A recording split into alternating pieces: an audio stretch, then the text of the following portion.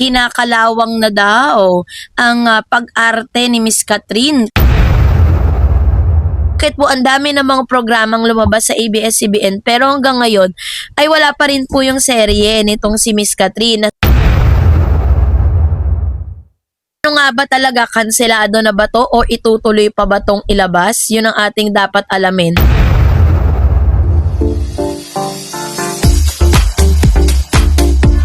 Miss Catherine Bernardo, totoo nga ba ang mga intriga na tila baga sinasabing kinakalawang na daw ang pag-arte ni Miss Catherine? Kaya daw di umano isa sa pinakamalaking nakikitang dahilan kung bakit hindi pa inilalabas ang kanyang teleserye with Mr. James Reid. Yan ang ating pag-uusapan maya-maya lang. But before that, if you haven't subscribed yet to my YouTube channel, please don't forget to like, share, and subscribe at hit mo na rin ang notification bell for more showbiz updates. So bago tayo magpatuloy sa ating updates for today's video, of course, nais kong pasalamatan kayo for always watching and trusting this channel. Thank you so much sa inyong laging panonood at pagsubaybay. Isa si Catherine Bernardo sa pinaka-influential at pinakasikat na artista sa kanyang henerasyon. Sa loob ng maraming taon ay pinatunayan niya ang kanyang husay sa pag-arte, sa telebisyon at pelikula.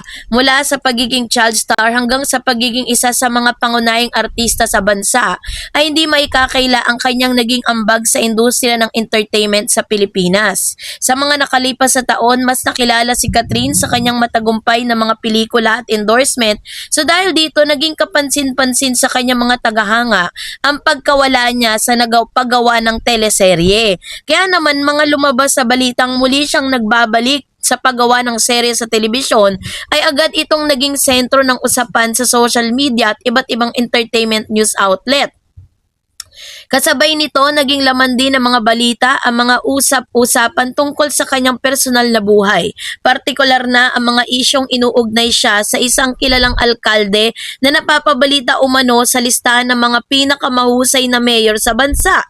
Ayon po sa mga ulat sa Abante Tonight, inamin umano ni Catherine Bernardo na nangangapa siya. Parang nangangalawang si Catherine sa kanyang pagbabalik sa paggawa ng teleserye matapos ang ilang taong hindi paggawa ng TV series. Natural lamang to para sa isang artista na matagal nang nakapag-focus sa ibang proyekto tulad ng pelikula at mga endorsement. Ayon sa ulat, bagamat nangangapa pa, determinado siyang muling mahasa ang kanyang kakayahan sa telebisyon. So, ang teleserye ay may ibang hamon kumpara sa paggawa ng pelikula. Mas mahaba ang shooting schedule, mas mabilis ang takbo ng produksyon, at mas matindi ang pangangailangan sa emosyonal at pisikal na paghahanda ng mga artista. So, dahil dito, hindi kataka-taka kung bakit inamin ni Catherine na kinakailangan niyang muling mag-adjust sa proseso. Naging usap-usapan din ang umano'y pagkakaantala ng seryeng kanyang pinagbibidahan kasama si James Reid. Gayunpaman, ayon sa parehong ulat, wala pang kumpirmasyon hinggil sa mga aligasyon na malawakang reshoot o tuluyang paghinto ng proyekto. Hindi rin umano napapatunayan ng mga pahayag na tuluyang nakapag-pause ang serye dahil sa iba pang commitments sa mga pangunahing artist. Dahil sa kawalan ng malinaw na detalye tungkol sa serye, maraming fans ang nagsimulang magtanong kung ano na ang tunay na estado ng project. Sa social media, may mga nagsasabing maaaring inaayos pa ang script habang may iba namang naniniwalang bahagi lamang ito ng normal na proseso ng produksyon. Sa industriya ng telebisyon, karaniwan ang mga pagbabago sa schedule ng production. Maaaring magkaroon ng adjustment sa script, casting, location, o maging sa shooting schedule depende sa pangangailangan ng proyekto. So dahil dito, mahalagang hintayin ang opisyal na pahayag mula sa mga producer at network bago paniwalaan ang anumang spekulasyon. So sa patuloy na paghanga sa publiko sa kabila ng mga usap-usapan ay nananatili namang matatag ang suporta ng publiko kay Catherine Bernardo. Marami ang naniniwala na isa siyang sa pinakamahusay na artista sa kanyang henerasyon. Ang kanyang kakayahang maghatid ng emosyon sa bawat eksena, isa sa mga dahilan kung bakit patuloy siyang sinusubaybayan ng mga manonood. At bukod sa kanyang talento, hinahangaan din siya dahil sa kanyang profesionalismo sa iba't iba't ibang panayam at project, makikita ang kanyang dedikasyon sa trabaho at ang kanyang pagnanais na patuloy na pagbutihin ang kanyang craft. Hindi rin nawawala ang atensyon ng publiko ang personal na buhay ni Catherine. Sa katunayan, isa ito sa mga paboritong paksa ng mga entertainment followers at social media users. Sa mga nakalipas na buwan ngay ilang ulat ng social media posts ang nag-uugnay sa kanya sa isang kilalang alkalde. Nagsimula ang mga spekulasyon nang may mga larawang lumabas at mga obserbasyong ibinahagi ng ilang netizen. Gayunpaman, wala pa ring opisyal na kumpirmasyon mula sa kampo ni Catherine hinggil sa tunay na estado ng kanilang relasyon. Mahalagang tandaan na mga ganitong usapin ay nananatiling bahagi lamang ng mga haka-haka hanggat walang malinaw na pahayag mula sa mga taong sangkot. So dahil po dito ay lumabas din ang mga balita ng umano'y boyfriend ni Catherine ay kabilang sa mga listahan ng mga top mayors. Ang naturang ulat ay agad na umani ng interes mula sa publiko dahil sa patuloy na pag-uugnay sa aktres sa isang kilalang lokal na opisyal. Sa larangan ng politika, ang pagkilala sa mga mayors ay karaniwang nakabatay sa iba't ibang sukatan tulad ng kalidad ng serbisyo publiko, mga proyektong pangkaunlaran, pangmamahala sa lungsod at kasiyahan ng mga mamamayan. Ang pagkakasama sa listahan ng mga pinakamahusay na alkalde ay tinuturing na malaking karangalan para sa sino mang lokal na opisyal.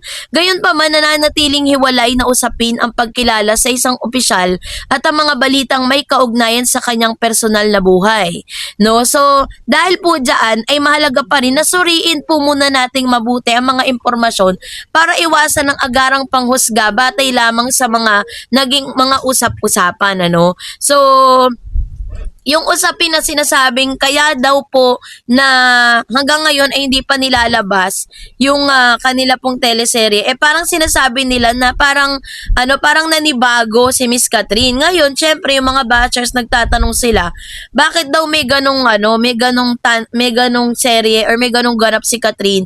Siya nga daw ang itinuturing na pinakamagaling na aktres, 'di ba, sa kasalukuyang panahon. So bakit daw po may mga ganon? Ibig sabihin lang nun na kahit po pinakamahusay siya, isa sa pinaka-top lister ng pinakamagaling na actress, nakakaranas din po siya ng ganitong klase ng issue, 'di ba? Hindi naman porket magaling si Catherine sa lahat ng pagkakataon kaya niya nang gawin lahat.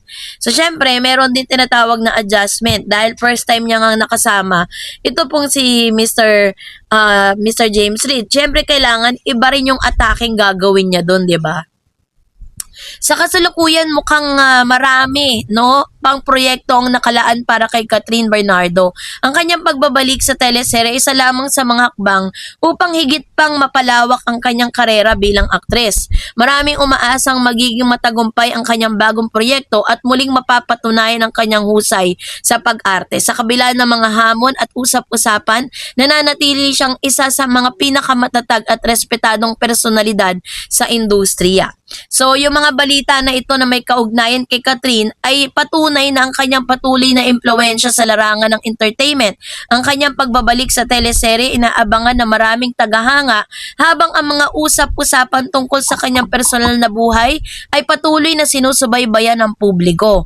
Bagamat may mga spekulasyon tungkol sa kanyang serye at mga taong inuugnay sa kanya, mahalagang pairalin pa rin natin ng pagiging mapanuri at hintayin ang mga opisyal na pahayag bago bumuo ng konklusyon. Sa huli, ang pinakamahalaga ay ang kanyang talento, dedikasyon at ang mga proyektong patuloy niyang inihahatid sa kanyang mga tagahanga. Sa ngayon po ay wala pa pong inilalabas na eksaktong dahilan ang ABS-CBN patungkol po sa issue na to, kasi parang syempre nga naman yung mga fan nagtatanong po sila and very sila curious what happened.